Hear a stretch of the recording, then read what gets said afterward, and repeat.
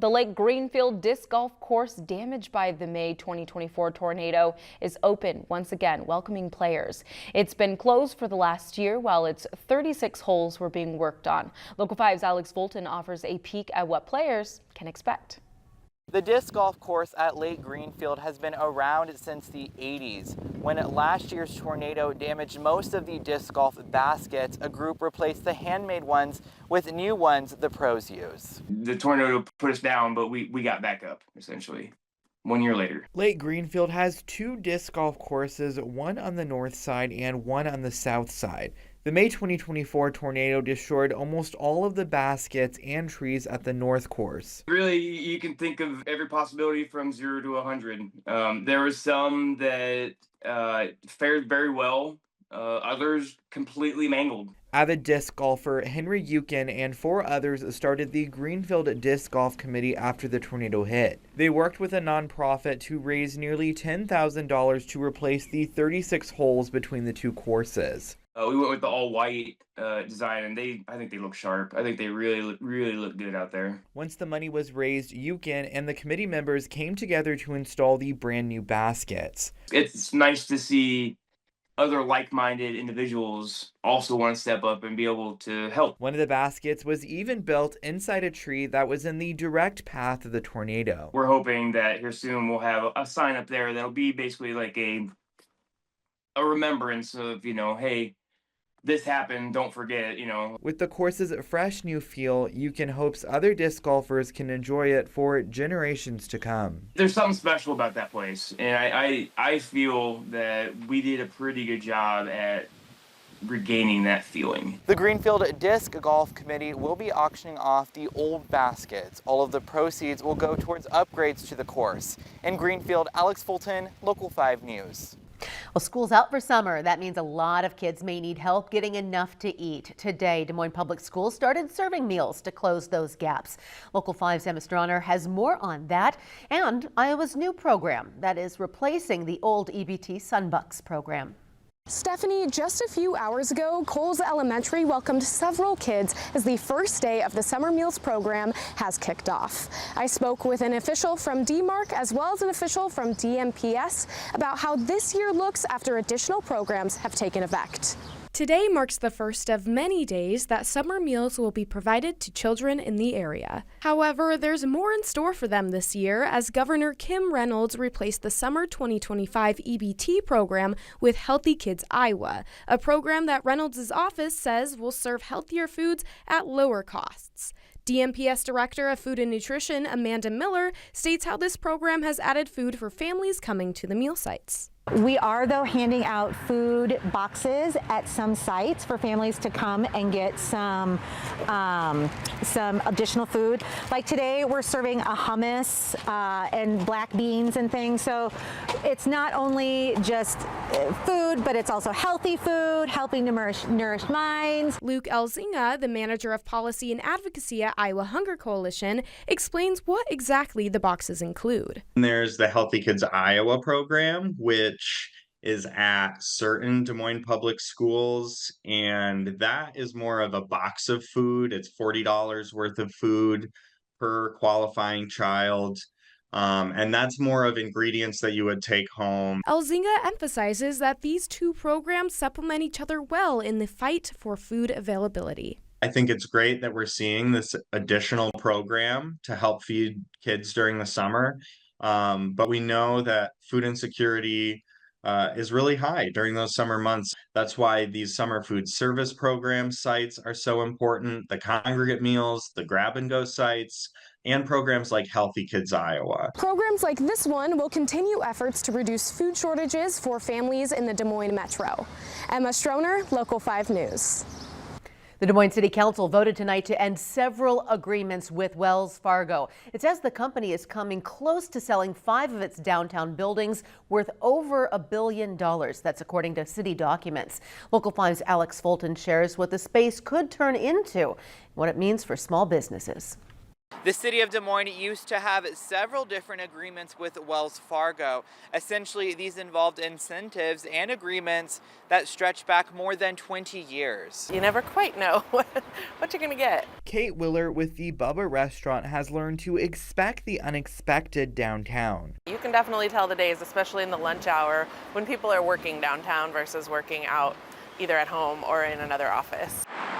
Just a few blocks away, most of the workers at the Wells Fargo offices were moved to a West Des Moines location 2 years ago. But a potential new buyer has Willer excited about what could be. Anytime we've heard anybody buying one of the buildings, we've been very happy. Any new bodies around or new business around is good for all of us. Councilmember Josh Mandelbaum would not specify who the mysterious buyer is. I want to see it activated, and there are a lot of different uses. I know a hotel use is one of the uses that's being talked about, and I think that's a great use. According to city documents, the buyer is currently under contract and wanting to transform 2 of the office buildings. And this is a great opportunity because we're taking a building that is already built.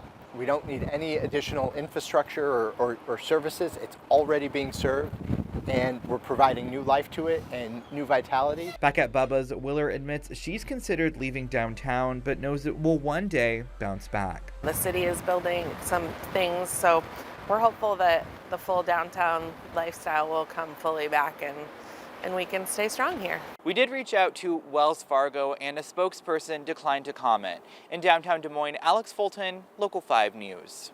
The City of Newton's Police Department has launched an investigation after a body was found last night inside a home. Local 5's Emma Stroner has the details on what we know right now, as well as any pending charges. Last night at 7:03 p.m., local, county, and federal law enforcement headed to this house right here, 1210 North 4th Avenue East. When officers arrived, they say they found a person dead in the house. Officials haven't named the person or their gender, but we do know they are an adult. Task force members found and confiscated 11 pounds of methamphetamine from the house, as well as a handgun. 53-year-old Jeffrey Stevens has been charged with a controlled substance violation, failure to affix drug stamp, and unlawful possession of a firearm. Newton police don't believe there's any threat to the public at this time. Neighbors say that this neighborhood is quiet, so quiet that some didn't even know when the search happened. Tape was put up at the house last night, but is no longer there. One neighbor said that the homeowner lives there with their son and his girlfriend. People around the area are still shocked by the news. Many denied to speak with us on camera. We spoke with the Newton Police Department, and they are not providing any further comments beyond the press release. We will provide more updates as they come. Emma Stroner, Local 5 News. Protests are now extending to here in central Iowa. Tuesday on GMI, we told you about one protest at Coles Commons in Des Moines. Local 5's Alex Fulton spoke with some of the attendees who shared the big message they're hoping to send. All these walls have got to go! At Coles Commons, a sea of supporters joining a cause over 1,000 miles away. We reject the racist war against immigrants and stand in solidarity with the activists who are in the streets protecting their community. All these walls have got to go! Just like in LA, all unite for immigrant rights. The Iowa protesters are speaking out against the Trump administration's immigration policies. We know that politicians, and in particular this administration, are attacking working people across a number of fronts. And we know that our unity and our solidarity is the only way to stop this activity. Tuesday's protests featured speakers sharing their own stories of their parents coming to America. I'm a first-generation student, and I'm a product of what a lot of immigrants come here to do. Some traveling over an hour just to attend to express frustration and call for change. We come from Ottumwa, which is a lot smaller, and so a lot of the time there's a lot of panicking, and we don't know what resources to give to Ottumwa at the moment. Paulina Acegueda says she's among those scared in Ottumwa and always carries her passport with her. You know, being in the land of the free, I don't think we're being fully represented at the moment. By being in the streets, protesters say they want the world to know they're not the enemy. We're not villains. We're sons, daughters, parents, workers, but most importantly, dreamers. We belong here. And maybe, just maybe, if we speak up our truth, the world will finally hear it. Alex Fulton, Local 5 News. We now know a third person in Iowa has measles, and others may have been exposed. The Department of Health and Human Services says the case is an unvaccinated child from eastern Iowa who was exposed while traveling. Health officials say this case is unrelated to the previous two. It's the state's third reported measles case since 2019. And this third confirmed case of measles has raised concerns here in Iowa. Local 5's Emma Stroner is here with us today to share what we learned from a few medical professionals. Emma? The most contagious disease, that's what State Medical Director Dr. Robert Cruz calls the measles. Today, we now know a third person, an unvaccinated child, has contracted the disease here in Iowa. Health officials say others may be at risk because the child was in public while likely contagious. I spoke with a few experts about worries these new cases rise. 3 cases of the measles reported in less than 3 weeks here in Iowa. 2 adults, 1 vaccinated and 1 not. And new today, an unvaccinated child also testing positive. Pediatric infectious disease specialist at Blink Children's Hospital, Dr. Joel Waddell, explains that why even though 1 case involves a vaccinated person, it's still important to get the shot. It can be confusing when you hear that a vaccinated person has now contracted measles. And so what I think is important to know is that the vaccine is not 100% effective. Pretty much no vaccine is. But when we look at percentages, 97% of people who receive 2 vaccine doses of MMR are protected essentially for lifetime. Waddell warns adults of a certain age that some may have received an ineffective vaccination. If you're an adult in Iowa and you received a measles vaccine between 1963 and 1967, you might have gotten a measles vaccine that has been discontinued. University of Iowa healthcare epidemiologist Karen Brust says that while vaccinated people may still get measles, quote, in this small group of people, the symptoms tend to be mild, and the vaccine helps prevent severe illness. The first child to get measles in Iowa this year was likely in public when he or she was contagious, last Wednesday or Thursday. Tonight, we're also learning Iowa HHS and local health officials have identified locations that were recently visited by those who tested positive for measles. Contact Johnson County Public Health if you've visited Costco or Marshall's in Coralville or Walmart in Iowa City at the addresses and times displayed on the screen, as you may have been exposed to measles. Just hours ago, in a rare move, Governor Kim Reynolds went against her Republican colleagues and she vetoed a controversial bill limiting the ability of Summit Carbon Solutions to use eminent domain for its pipeline project. The pipeline will carry carbon emissions from ethanol plants into underground storage in North Dakota. Local 5's Alex Fulton has been closely following this developing story. Alex, I understand some Republicans are already exploring options to reverse the governor's decision. That's right, Larissa. House Speaker Pat Grassley is not happy about the governor's veto. He said he is passing around a petition to reconvene in a special session to override the veto. This would require approval from 2/3 of both the House and Senate chambers. And on the other side of the aisle, House Minority Leader Brian Meyer told me his caucus is still discussing whether they'll be signing on.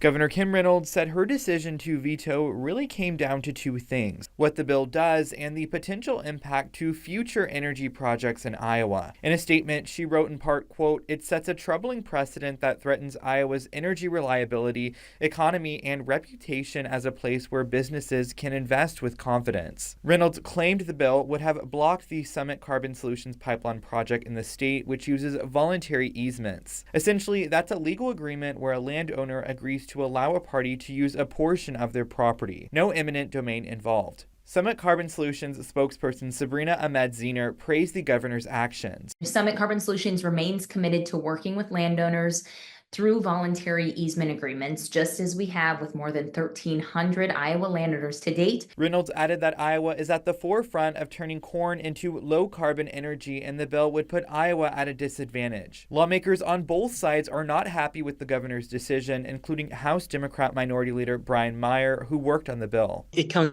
right down to property rights and whether a private business can use eminent domain, not for the public good, but for a private business, whether they can use eminent domain for personal gain, And I just thought that was wrong. And now the question is whether there's enough support to override her veto. Despite the veto, Reynolds committed to making 2 immediate changes drawn from the bill. All Iowa Utilities Commissioners will be required to be present for live testimony, and at least one of them will have to attend every informational meeting. In Boone County, a couple has been charged with child endangerment and possession of a controlled substance. Evan St. Clair and his wife Victoria faced these charges on May 28th, stemming from events that happened at their home on May 24th. Police say they confiscated a grocery bag of marijuana from the house and witnessed a toddler hanging outside a second-story window. Now, both Evan and Victoria have worked for the Iowa legislature, and they might still work there. Local 5's Emma Stroner has more. On May 28th, Boone residents Evan and Victoria St. Clair were charged with child endangerment and marijuana possession. That stems from an incident Boone police say happened the Saturday before at their home. According to court documents, someone called the police to report that they saw a toddler hanging outside of a second-story window. They went up to the house to ring the doorbell, but nobody answered. That's when they called the authorities. When police got to the house, they say they were able to reach the St. Clairs. They say the inside of the house smelled like marijuana, and both Evan and Victoria seemed to be under the influence. While they spoke with the couple, an officer says he saw a naked toddler leaning out of a second-story window, putting toys on a roof overhang. Shortly after, the police say they saw a naked child running outside the back door. They asked Evan to give him any marijuana he had in his house. He returned with a grocery bag. On the Iowa legislature website, both of these St. Clairs are still listed. Evan St. Clair as the secretary of Senator Dave Sires and Victoria as a lobbyist for several clients around Iowa. For the first time ever, Central Iowa Water Works is putting in place an immediate ban on lawn watering. This affects everyone living in Central Iowa Water Works coverage area, affecting over 600,000 people. From the reason why to the penalties, Local 5's Alex Fulton has everything you need to know. Your water is still safe to drink, at least for now. Nitrate levels in the water are at 9 milligrams per liter, which is still below the Environmental Protection Agency's standard of 10. Stop lawn watering. That's the key message. Central Iowa Water Works customers can no longer water their lawns because nitrate levels in the Des Moines River are unusually high. Unfortunately, this is a first, and this is not history that anyone should be proud of. The treatment plants are having to work harder to remove increased nitrates from the water, so there's not enough treated, safe water to go around. The customers are asking for more water than we're able to produce. So if that continues to happen, we're not going to have enough of the water that is lower than the EPA standard. That could make tap water undrinkable and dangerous for pregnant women and babies up to 6 months old. In those two populations, we have the ability to see poor birth outcomes, including potential birth defects and other. We also have the possibility for those 0 to 6 month infants to end up with reduced oxygen in their bloodstream. Also, it can cause thyroid disease and certain types of cancer. Consuming nitrates in drinking water at elevated levels is certainly harmful to human health, and increasing amounts of research are coming out showing that long-term exposure to even lower levels has its own risk to it. It will be up to the individual law enforcement agencies to determine penalties for breaking the watering ban. That could look like turning the water off. That could look like fines. That would be up to the individual member agency on how they're going to enforce that. The good news is nitrate levels are expected to come down soon. That's because levels are typically higher in the first part of the summer. In downtown Des Moines, Alex Fulton, Local 5 News.